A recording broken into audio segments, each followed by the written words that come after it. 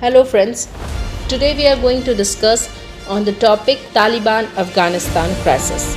The crisis which displaced millions and make many people life hell.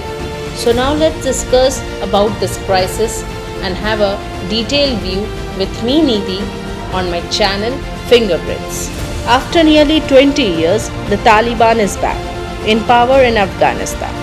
The group completed their shockingly rapid advance across the country by capturing Kabul.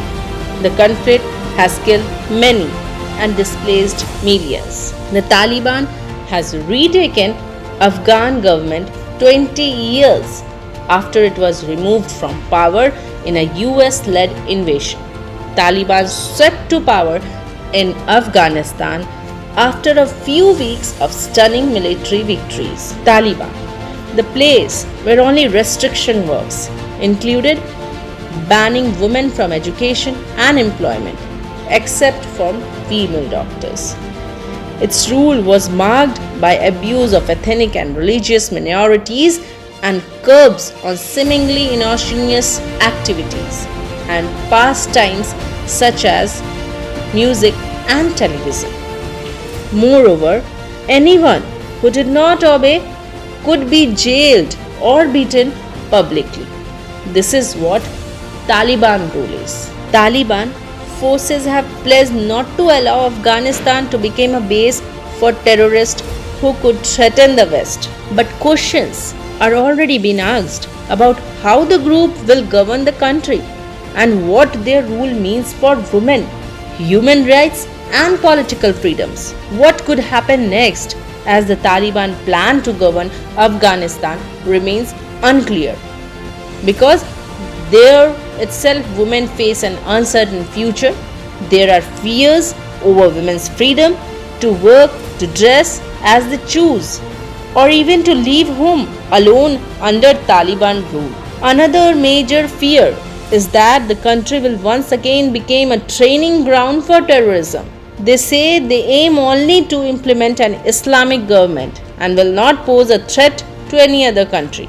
But many analysts say the Taliban and Al Qaeda are inseparable, with the latter's fighter heavily abandoned and engaged in training activity.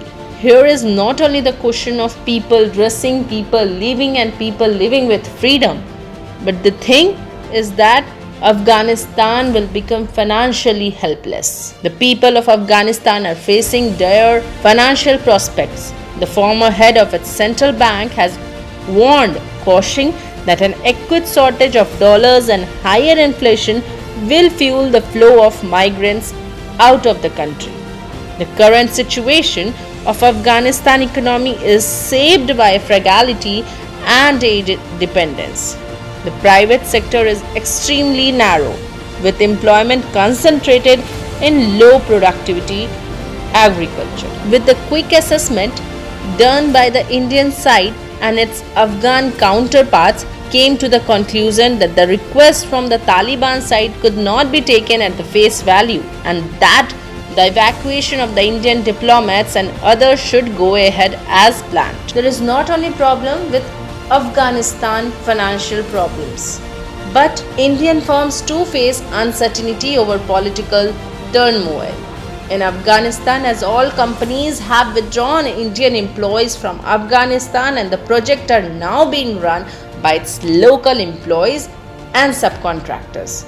However, there are many other issues to think about after Taliban took over Afghanistan. But for now, government is struggling to rescue people.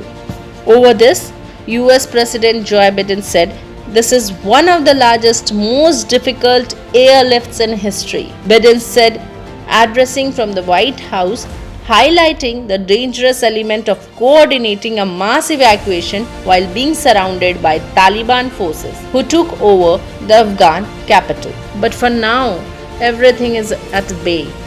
But the Taliban takeover Afghanistan raises many questions. What will happen to Afghan women?